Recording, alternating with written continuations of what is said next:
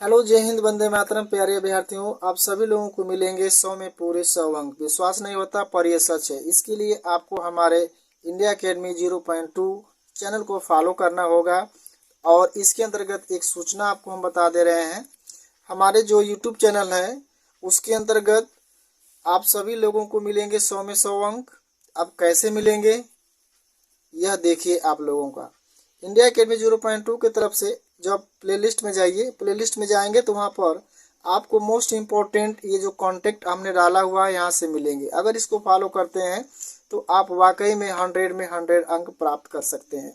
उसके लिए क्या है, आपको वहाँ आपको लेटर मिलेगा, एप्लीकेशन मिलेगा, स्टोरी ट्रांसलेशन मिलेगा जिसे हम हिंदी से इंग्लिश में ट्रांसलेशन किए हुए हैं। मोस्ट इम्पोर्टेंट वहाँ पर अनसीन पैसेज मिलेंगे। यह बहुत इंपॉर्टेंट है। अनसीन पैसेज आप लोगों के लिए अनसीन पैसेज मिलेंगे। इसके साथ ही साथ आपको लास्ट ईयर मॉडल पेपर यानी पिछले साल का जो मॉडल पेपर है वो भी हमने कराया है, वहाँ पर भी मिल जाएगा आपको। इसके बाद मॉडल प्रैक्टिस सेट है, यानी कि मॉडल प्रैक्टिस सेट हमने कराया है, ये भी आपको वहाँ से मिल जाएगा। और इंग्लिश का MCQ हम लेकर चल रहे हैं और आज हम आपको पढ़ाएंगे 31 से 45 तक ले, और यह आपका तीसरा भाग होगा। इसके साथ साथ जो है और बहुत कुछ वहाँ से आपको प्राप्त होंगे। तो यदि हमारे YouTube चैनल इंडिया अकेडमी 0.2 को फॉलो करते हैं तो निश्चित ही आप जो है पूरे 100 में 100 मार्क्स पाएंगे, क्योंकि वहाँ पर हमने ऐसा वीडियो कॉन्टेक्ट डाला हुआ है जिसका अध्ययन कोई भी करता है जो हाई स्कूल परीक्षा में बैठ रहा है अभ्यर्थी, तो उसके लिए बहुत इंपॉर्टेंट है और 100 में 100 अंक वहाँ से हासिल कर सकता है। ठीक है, और फर्स्ट आवाज पहले देखिए, ध्यान बिलीव, तब जाकर के उसको विश्वास करिए। ठीक है, तो इन्हीं शुभकामनाओं के साथ अब हम चलते हैं अपने इंग्लिश MCQ पर, जो आप आज मिलेंगे आपको 31 से लेकर के 45 तक ले का। यह है आपका यूपी बोर्ड एग्जाम 2023 के लिए क्लास 10th इंग्लिश MCQ मतलब मल्टीपल चॉइस क्वेश्चन। यह जो है आपको पूरे 20 मार्क्स दिलाएगा और यही वो चीज़ है जहाँ से आपको सफलता मिलनी शुरू होगी। यानी ये जो चीज़ें हैं आपको OMR यानी कि ऑप्टिकल मार्किंग रीडिंग, इस पर क्या करना होगा, आपको फिल करना होगा। इसमें 4 ऑप्शन दिए जाएंगे, जो आपको सही रहेगा वही क्या करेंगे, उसमें आप फिल करेंगे। ठीक है, और यह पार्ट आपका 3 है और 3 में आपको दिए हैं हम 31 से लेकर के 45 क्वेश्चन। ठीक, पार्ट 1 पार्ट 2 अगर नहीं देखा है तो आप जाइए प्लेलिस्ट में, वहाँ से आप देखिए। ठीक है, चलो पहला क्वेश्चन क्या है। पहला क्वेश्चन आप देखो, choose the correct intransitive verb. Intransitive verb को क्या करना है, आपको यहाँ पर चूज करना है कौन सा है। रीड है, राइट है, लाफ है, ईट है। पहले जान जाओ इंट्रांजिटिव वर्ब क्या होता है। इंट्रांजिटिव का मतलब होता है अकर्मक, अकर्मक क्रिया। अकर्मक क्रिया किसे कहते हैं, जैसे नाम से आपको यहाँ पर देखने को मिल जाए, अकर्मक मतलब जिसमें कर्म न हो। और आप जानते हैं कि स्ट्रक्चर होता है सब्जेक्ट, वर्ब, इसके बाद क्या होता है ऑब्जेक्ट। ये सेंटेंस का स्ट्रक्चर होता है, यानी कि वह वर्ब जो बिना कर्म के ही अर्थ दे देता हो, उसी को कहते हैं हम क्या, इंट्रांजिटिव वर्ब कहते हैं। यानी कि जिसमें हमें कर्म की आवश्यकता नहीं होती है, ऐसा वर्ब जो पूरा अर्थ दे दे, उसी को कहेंगे हम क्या, इंट्रांजिटिव वर्ब कहते हैं। तो यहाँ पर देखिए, अगर हम कहें रीड, रीड में क्या होता है पढ़ना। अगर कोई कहे कि वह पढ़ता है तो उसमें आप लगा सकते हैं कि वो क्या पढ़ता है, यानी कि यहाँ पर भी किसकी जरूरत है, ऑब्जेक्ट की जरूरत है। दूसरा है यहाँ पर राइट, राइट मीन्स होता है लिखना। अगर कोई कहे वह क्या लिखता है तो यहाँ पर भी जरूरत किसकी है, ऑब्जेक्ट की जरूरत है। और तीसरा यहाँ पर आपको देखिए, डी में देखते हैं पहले। डी में है खाता है, क्या खाता है, इसमें भी ऑब्जेक्ट की जरूरत है। यानी कि आप देख रहे हैं, ये में ऑब्जेक्ट चाहिए, इसमें भी ऑब्जेक्ट चाहिए और इसमें भी ऑब्जेक्ट चाहिए। यानी कि बिना ऑब्जेक्ट का जो अर्थ दे दे वर्ब, उसी को कहते हैं हम क्या, इंट्रांजिटिव वर्ब। तो यहाँ पर क्या दिया है आपका, लाफ। लाफ मीन्स होता है हंसना। तो जैसे हंसना हो गया, रोना हो गया, मुस्कुराना हो गया, जिसमें कर्म की जरूरत नहीं पड़ती है, उसी को कहते हैं हम क्या, इंट्रांजिटिव वर्ब कहते हैं। तो ये आपका ऑप्शन सी वाला सही होगा, यानी C for Chennai. Chennai is the right answer. ठीक है, नेक्स्ट अगला है find out indefinite pronoun in given sentence. यानी कि जो सेंटेंस दिया गया है उसमें आपको आइडेंटिफाई करना है, क्या फाइंड आउट करना है इंडेफिनिट प्रोनाउन। इंडेफिनिट प्रोनाउन किसे कहते हैं? इंडेफिनिट प्रोनाउन का मतलब होता है अनिश्चयवाचक सर्वनाम। जहाँ किसी संख्या का बोध न हो उसे कहते हैं इंडेफिनिट प्रोनाउन। तो यहाँ पर देख लीजिए दिया है somebody has stolen my book, यानी कि समबॉडी कुछ लोगों ने मेरी किताबें चुराई है, लेकिन ये पता नहीं है कि किसने चुराई है। अब इसमें कहा गया है कि इसमें फाइंड आउट करिए आप इंडेफिनिट प्रोनाउन। एक में दिया है समबॉडी, एक में दिया है बॉडी, एक में दिया है स्टोलन, एक में दिया है आपका बुक दिया है। ठीक है, अब इसी में आपको खोजना है कि इंडेफिनिट प्रोनाउन कौन है। तो आप यहाँ पर देख लीजिए, पहले एक एक को हम फाइंड आउट करते हैं आखिर ये है क्या। देखिए बुक, बुक मीन्स किताब हो गया, ये आपका हो गया नाउन हो गया। स्टोलन माने चुराना, ये आपका क्या है, ये आपका वर्ब हो गया। अब यहाँ पर दिया है बॉडी, बॉडी माने लोग। यहाँ पर दिया है समबॉडी, समबॉडी का मतलब हो गया कि कुछ लोगों ने। तो क्या यहाँ पर संख्या पता चल रहा है? नहीं, कुछ लोगों ने चुराई है। इसका मतलब ये हो गया कि ये जो सब्जेक्ट आपका है और इसमें जो है संख्या का पता नहीं चल रहा है, इसीलिए इसको कहेंगे क्या हम इंडेफिनिट प्रोनाउन। तो आपका A for America is the right answer हो जाएगा। नेक्स्ट है complete the sentence with option, मतलब ऑप्शन के सहारे जो है इसको क्या करना है, आपको फिल करना है। ये बहुत ही इंपॉर्टेंट है और ये परीक्षा में पूछा गया है। ठीक है, यहाँ पर देखिए वन शुड डू ड्यूटी, यानी कि यहाँ जो सब्जेक्ट होता है उसका पजेसिव यहाँ लिखा जाता है। तो यहाँ पर दे दिया है आपका ऑप्शन ए में दिया है योर दिया है, माई दिया है, हिज दिया है, वंस दिया है। तो जब यू रहता तो योर लगाते, ये भी नहीं लगेगा। जब आई रहता तो अपना के लिए माई लगाते, ये भी नहीं लगेगा। और जब यहाँ पे कोई सिंगुलर नंबर आता और भी मेल होता तो हम लगाते हिज, ये भी नहीं लगेगा। तो जब ये तीनों नहीं लगेंगे तो क्या लगेगा, वंस लगेगा। ऐसे भी आप क्या कर सकते हैं कि फाइंड आउट कर सकते हैं। तो यहाँ पर वन का होगा आपका वंस ड्यूटी, आने की आपका हो जाएगा D for Denmark is the right answer हो जाएगा। नेक्स्ट देखते हैं, आगे है रीअरेंज ए मीनिंगफुल सेंटेंस, यानी कि एक जो सेंटेंस दिया गया है और उसको रीअरेंज करना है, मीन्स एक सीक्वेंस में करना है कि उसका अर्थ जो है पूरा मिल जाए। ठीक है, सेंटेंस क्या दिया है, हेल्थ है, फार है, स्विमिंग है, इज है, गुड है। ठीक, तो इसमें जान जाइए क्या करना होता है। देखिए जब कोई भी सब्जेक्ट हो, अब उसको जिरंड बनाना हो तो जिरंड बनाते हैं, जो मेन वर्ब होता है उसमें क्या लगा देते हैं, हम आईएनजी लगा देते हैं। तो ऐसे सेंटेंसों को पहचानने के लिए सबसे पहले आप देखेंगे कि मुख्य क्रिया में आईएनजी लगा है कौन है इसमें। तो मुख्य क्रिया में आईएनजी लगा है क्या, स्विमिंग। स्विमिंग तो होता है तैरना। अब इसके बाद क्या लगाएंगे, वर्ब लगाते हैं। तो इसका हो जाएगा, देखिए ऑप्शन में दिया है गुड हेल्थ इज स्विमिंग। अब यहाँ पर सब्जेक्ट होता है अगर स्विमिंग तो ये सही कुछ करते हैं, लेकिन ये भी नहीं है तो गलत हो जाएगा। अब यहाँ फार, यहाँ पर भी आपका वर्ब अगर आता तो स्विमिंग आता, ये भी आपका कट हो जाएगा। यहाँ पर swimming is good for health और दिया है good swimming is for health. तो जहाँ पर आपका जिरेंड वर्ब बनेगा, जिरेंड का मतलब होता है कि क्रिया में आईएनजी लगा हुआ जहाँ रहेगा उसी को कहते हैं हम क्या, जिरेंड। तो यहाँ पर आपका सही सेंस हो जाएगा swimming is good for health, means तैरना स्वास्थ्य के लिए अच्छा होता है। तो यहाँ पर हो जाएगा ऑप्शन आपका क्या होगा, सी, यानी कि C for Chennai is the right answer. ध्यान से देख लीजिएगा, बार बार आपको बता दूं, आई रिपीट अगेन। जब किसी भी वाक्य में आपको आईएनजी मिले, सब्जेक्ट न रहे, तो आप जान जाइए कि वह सेंटेंस क्या है, वह सेंटेंस आपका जिरंड है। और जिरंड की पहचान होगी कि वर्ब के फर्स्ट फॉर्म में क्या लगा रहेगा, आईएनजी। तो जहां पर ये आपको मिले तो उसी को क्या बनाएंगे, सब्जेक्ट बनाएंगे। और ऑप्शन में से ढूंढ लेंगे कि अगर कोई है ऑप्शन में तो उसी को क्या करेंगे, आप ट्रिक करेंगे, आगे देख लेंगे। ठीक है, जहां पर इसमें देखिए गुड दिया है, फाड़ दिया है, यहाँ पर भी गुड़ दिया है, तो तीनों तो होंगे नहीं, तो जब तीनों नहीं होंगे तो कौन होगा, ये वाला होगा। ठीक है, आगे चलते हैं। नेक्स्ट है आपका 35 question, choose the correct preposition in given sentence. अब जो दिया गया है सेंटेंस, इसमें क्या करना है आपको, सही प्रीपोजिशन का चयन करना है। ठीक है, सेंटेंस क्या देखिए, the birds fly my home.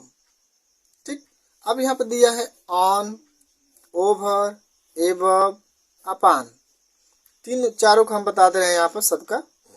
आन का प्रयोग कहाँ किया जाता है, तो समय दिन तारीख के साथ आन का प्रयोग किया जाता है। जैसे our country became free on 15 August 1947, तो जहाँ पर लगा है ऑन 15 अगस्त। ठीक है, ऐसा टाइम आता है तो यहाँ पर क्या करते हैं, आन का प्रयोग करते हैं। दूसरा आन का प्रयोग इसमें यह है कि कहीं अगर दिन का वर्णन किया गया है, जैसे कि मैं सोमवार को दिल्ली जाऊंगा, तो इसका हो जाएगा कि I shall go to Delhi on Monday, तो इसके साथ भी आन का प्रयोग होता है। ओवर का मतलब होता है बहुत ऊपर, यानी कि जो भी कुछ हो, हमारे पृथ्वी या हमारे सिर से बहुत ऊपर होती है, तो वहां पर किसका प्रयोग करते हैं, ओवर का प्रयोग करते हैं। जैसे यहाँ पर हो जाएगा सूर्य जो है पृथ्वी से बहुत ऊपर चमकता है, the sun shine is over the earth. ठीक है, या चाहे the sky is over our head, आसमान जो है हमारे सिर से बहुत ऊपर है, तो बहुत ऊपर के लिए किसका प्रयोग करते हैं, ओवर का प्रयोग करते हैं। ठीक है, अब यहाँ अपान देख लीजिए, अपान का प्रयोग कहाँ करते हैं, अपान का प्रयोग वहां पर किया जाता है जहां कोई वस्तु किसी के ऊपर गति के साथ आ जाए, तो वहां पर हम प्रयोग करते हैं किसका, अपान का प्रयोग करते हैं। जैसे कोई कहे कुत्ता मेज पर कूद गया, तो the dog jumped upon the table. ठीक है, और जहां पर ऊपर की स्थिति हो, ठीक है, ऊपर की स्थिति हो, तो वहां पर किसका प्रयोग करते हैं, एबव का प्रयोग करते हैं। अब जैसे हमारा घर होम है, और होम के ऊपर से मान लीजिए चिड़िया उड़ रही हैं, तो जब चिड़िया उड़ रही है तो इसके ऊपर, अब होम है, होम के ऊपर चिड़िया उड़ रही है तो इसके ऊपर है, तो ऊपर के लिए किसका प्रयोग करेंगे, ओवर का प्रयोग करेंगे। सॉरी, अगर घर के ऊपर से चिड़िया उड़ रही हैं तो इसके लिए प्रयोग करेंगे किसका, हम एबव का प्रयोग करेंगे। या अगर नदी है, नदी बह रही है, उसके ऊपर पुल बना हुआ है, तो the bridge is made above the river, तो उसके लिए किसका प्रयोग करेंगे, हम एबव का प्रयोग करेंगे। अगर मैं बैठा हूं, मेरे सिर के ऊपर छत है, तो किसका प्रयोग करेंगे, एबव का प्रयोग करेंगे। यानी कि जहां ऊपर स्थिति हो, बहुत ऊपर ना हो, बहुत ऊपर के लिए ओवर लगाते हैं, अगर ऊपर के लिए किसका प्रयोग करते हैं हम, तो एबव का प्रयोग करते हैं। ठीक है, नेक्स्ट क्वेश्चन देखते हैं, which is the collective noun in given sentence. यानी कि जो सेंटेंस आपका दिया गया उसमें खोजना है क्या, कलेक्टिव नाउन।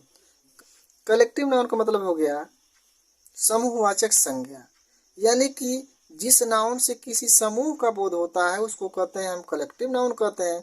अब इसमें दिया है Indian team on the final match, Indian team on the final match. अब इसमें क्या करेंगे हम, अब इसमें देखिए क्या है, यानी कि Indian team on the final match, भारतीय टीम जो है फाइनल मैच जीत गई। अब यहाँ पर ये देखिए, जो मैच जीता वो किसने जीता, टीम ने जीता। और टीम क्या किसी एक से बनता है, नहीं, टीम जो है बनता है 11 प्लेयरों से बनता है। ठीक, और इसको हम क्या कहेंगे, हम टीम कहेंगे। तो यही आपका क्या होगा, कलेक्टिव नाउन होगा। टीम हो गया, आर्मी हो गया, ठीक है, बंच ऑफ की हो गया, तो ये जो है आपके कलेक्टिव नाउन कहलाते हैं, जिसे हम कहते हैं समूह वाचक। फेयर हो गया, मेला, एक लोगों से तो मेला बनेगा नहीं, तो इसको भी कहेंगे कलेक्टिव नाउन। क्लास हो गया, एक से तो क्लास बनेगा नहीं, तो क्लास को भी कहेंगे हम क्या, कलेक्टिव नाउन। यानी कि जहाँ समूह का किसी बोध होता है तो वहां पर कहते हैं हम कलेक्टिव नाउन। ऑप्शन में दिया है देखिए, टीम है, इंडियन है, ओन है, मैच। ठीक है, तो इसमें ऑप्शन क्या हो जाएगा सही, टीम, यानी कि A for America is the right answer हो जाएगा। ठीक है, नेक्स्ट है choose the correct plural number of match, यानी कि मैच का क्या करना है, प्यूलर नंबर यहाँ पर देखना है। तो मैच का क्या होगा, देखिए मैच हो गया, मैचेज हो गया, मैच हो गया, कोई नहीं। तो अगर कोई भी नाउन है और नाउन में अगर CH आ जाए, S आ जाए, तो इसके साथ क्या करते हैं, प्लूरल बनाने के लिए ES क्या करते हैं, उसमें जोड़ देते हैं। ठीक है, जैसे मैच है तो क्या हो जाएगा, इसका मैचेज हो जाएगा। बुश है तो क्या हो जाएगा, बुशेज हो जाएगा। बस है तो बसेज हो जाएगा। ब्रांच है तो क्या हो जाएगा, ब्रांचेज हो जाएगा। यानी कि जहाँ ए से आपको मिले देखने को, तो उसमें क्या करेंगे, आप ES जोड़ देंगे। ठीक है, और एक और होता है कि ओ में भी क्या करते हैं, ES जोड़ते हैं। जैसे मैंगो का मैंगोज हो गया, ठीक है, टोमेटो का टोमेटोज हो गया, पोटैटो का पोटैटोज हो गया। तो जब ओ आता है तभी ES जोड़ते हैं, जब CH आ जाए, यस आ जाए, ठीक है, तो वहां पर भी क्या करते हैं, हम ES का प्रयोग करते हैं। ठीक, और X आ जाए तो उसमें भी क्या करते हैं, ES का प्रयोग करते हैं। तो यहाँ पर हो जाएगा आपका क्या, ये वाला सही नहीं होगा, ये वाला भी सही नहीं होगा, ये वाला सही नहीं होगा, क्या होगा, CH। यहाँ पर होगा CHES मैचेज, यानी कि B for Bombay is the right answer. ठीक है, ये हो गया आपका 37। ध्यान दीजिएगा, यह आपका पार्ट 3 है, और पार्ट 3 में आपको 31 से लेकर के 45 बिल्कुल आपका बोर्ड के पेपर जैसा हमने बनाया हुआ है, और यहाँ से क्वेश्चन आपको पेपर में 100% देखने को मिलेंगे। अब यहाँ पर देखो 38 क्या दिया है, 38 है आपका identify the adjective in the sentence, यानी कि आपको क्या करना है, आइडेंटिफाई करना है क्या, एडजेक्टिव। ठीक है, एडजेक्टिव में क्या दिया है, देखिए माई फादर बॉट, यहाँ बाट होगा, bot me a new car, यानी कि मेरे पिताजी ने एक मुझे नई कार खरीदे। अब यहाँ पर देखो क्या दिया है, न्यू है, बॉट है, मी है, कार है। ठीक है, अब सबको फाइंड आउट करते हैं, इसी से मिला लीजिए आप, क्या होगा, मेरे पिताजी ने बाट मैंने खरीदा, मी मैंने मुझे एक न्यू कार, यानी कि मेरे पिताजी ने मुझे एक न्यू कार खरीदा। अब यहाँ पर क्या है, ये क्या है, बाट, ये क्या है, वर्ब है। मी सु क्या कहेंगे हम, ऑब्जेक्टिव केस कहेंगे। कार क्या है आपका, नाउन है। अब ये क्या बच गया, न्यू, यानी कि कार की विशेषता बता रहा है कौन, न्यू।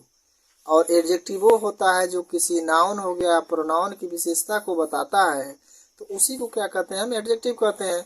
और वो नाउन से क्या होता है कि पहले आता है। ठीक है, new car, old man, brave man, small boy, cute girl, beautiful girl, wise boy, यानी कि जो होते हैं ये यहाँ पे क्या होते हैं, एडजेक्टिव कहलाते हैं। तो यहाँ पर आपका सही हो जाएगा option A for America is the right answer हो जाएगा। ठीक है, नेक्स्ट चलते हैं। Which is not a intransitive verb in given option. अब इसमें कहा गया है कि intransitive verb, sorry, which is not a transitive verb in given sentence, means transitive का मतलब हो गया सकर्मक क्रिया। सकर्मक क्रिया, सकर्मक क्रिया का मतलब हो गया कि वह सेंटेंस जिसमें जो है कर्म के बिना वाक्य का अर्थ नहीं मिलता है, यानी कि कर्म यहाँ पर क्या है, मस्ट होना चाहिए, तो वह से हम कहते हैं, उस वर्ब को कहते हैं हम क्या, ट्रांजिटिव वर्ब कहते हैं। अब यहाँ पर देखिए मिलाइए, जैसे राइट, राइट माने लिखना। अब यहाँ पर ऑब्जेक्ट की जरूरत है, मतलब लिखता है, क्या लिखता है। ठीक है, तो ये राइट जो है आपका, इसमें पूछा है कि which is not transitive verb, कौन इसमें ट्रांजिटिव नहीं है पूछा है, तो ये तो ट्रांजिटिव वर्ब है।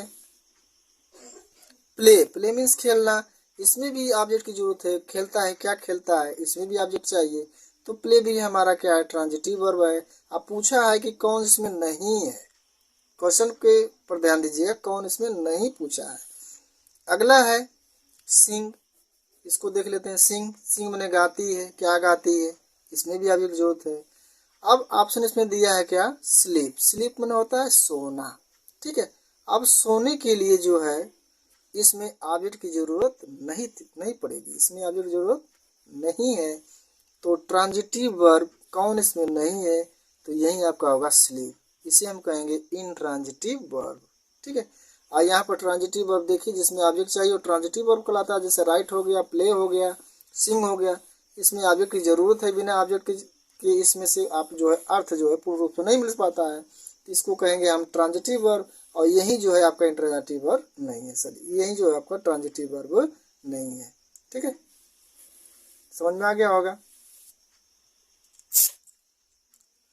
आगे है choose correct comparative degree of given word. अब दिया हुआ है आपका एक वर्ड दिया है वाइज, और वाइज का कह रहा है कि कंपैरेटिव डिग्री क्या होगा, ठीक है। डिग्री तीन प्रकार की होती है, एक होता है सुपरलेटिव, एक होता है कंपैरेटिव, एक होता है आपका पॉजिटिव। सीक्वेंस ऐसा होगा आपका, एक पॉजिटिव, कंपैरेटिव और सुपरलेटिव। पॉजिटिव का मतलब होता है जैसे किसी को, जैसे हम गुड कर दें, गुड माने अच्छा। कंपैरेटिव हो जाएगा उसका गुड बेटर, बेटर माने उससे अच्छा, अब बेस्ट हो जाएगा सबसे अच्छा। तो यहाँ पर अधिकतर परीक्षाओं में जो कंपैरेटिव डिग्री ही पूछता है। Choose the correct comparative degree of given word. अब इसमें दिया है आपका वाइज, वाइज का लिखना है आपको कंपैरेटिव डिग्री, और ऑप्शन में दिया है क्या, वाइजर, वाइजेस्ट, वाइजरर, द वाइज, ठीक है। तो पहले जान जाइए, वाइज जो होता है चतुर, वाइज का जो कंपैरेटिव डिग्री होता है वाइजर होता है, और सुपरलेटिव डिग्री होता है वाइजेस्ट, ठीक है। तो ये तो है आपका वाइजेस्ट हो गया, ये भी नहीं होगा। वाइजरर ये भी नहीं होगा, द वाइज ये भी नहीं होगा। तो वाइज का जान जाइए कंपैरेटिव डिग्री होता है वाइजर, वाइज, वाइजर, वाइजेस्ट, ठीक है। तो ये आपका ए वाला सही है, यानी कि A for America is the right answer हो जाएगा। नेक्स्ट चलते हैं, which is the proper noun in given option. अब प्रॉपर नाउन पूछा है कि कौन इसमें प्रॉपर नाउन है, ठीक है। ऑप्शन में आपको दिया है the red fort, animal, cross या आल, या सभी इसमें, ठीक है। तो प्रॉपर नाउन किसे कहते हैं, प्रॉपर नाउन का मतलब होता है कि व्यक्तिवाचक संज्ञा, व्यक्तिवाचक संज्ञा। और व्यक्तिवाचक संज्ञा में क्या होगा कि जो क्या होगा पार्टिकुलर होगा, क्या होगा पार्टिकुलर होगा। इसको मतलब क्या होगा विशेष होगा, क्या होगा विशेष, यानी कि जो विशेष होगा उसी को क्या कहेंगे हम प्रॉपर नाउन कहेंगे। तो इसमें आप फाइंड आउट कर लीजिए कि विशेष क्या इसमें है।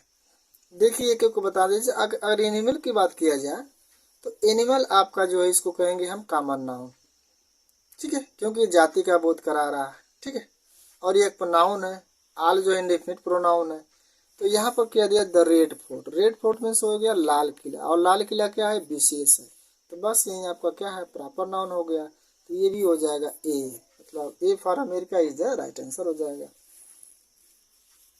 आगे है what is the noun of teach. अब यहाँ पर देखिए ये बहुत इंपॉर्टेंट क्वेश्चन है, ऐसे क्वेश्चन आते हैं बहुत बार पूछा गया है sir. What is the noun of teach, मतलब टीच का जो है नाउन क्या होगा।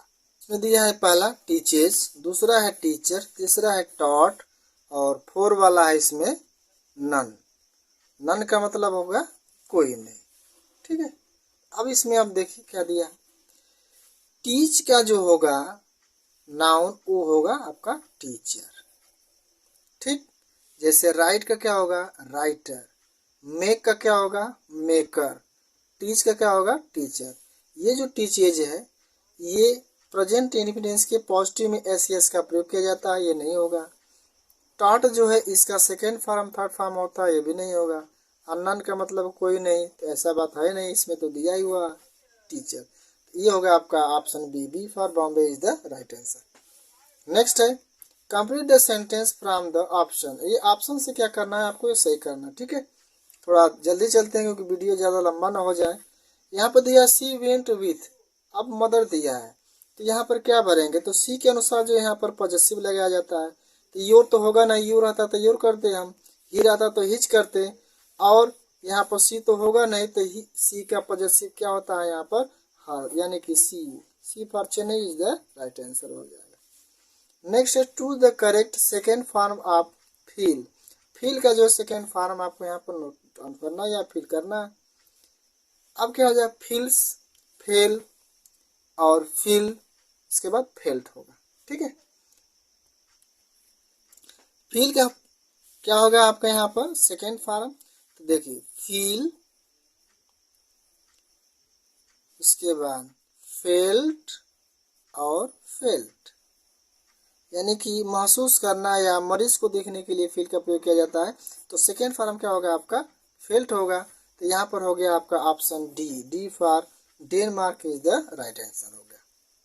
ठीक है, नेक्स्ट चलते हैं और इस सेशन का लास्ट क्वेश्चन आप लोगों के लिए है। ठीक है, कह रहा है change into passive voice given sentence. जो सेंटेंस दिया गया है, सेंटेंस आपका क्या है, रीड दिस बुक, इसी को क्या करना है, चेंज करना है वॉइस में और चूज द करेक्ट ऑप्शन खोजना है इसमें कि कौन सा इसमें सही होगा।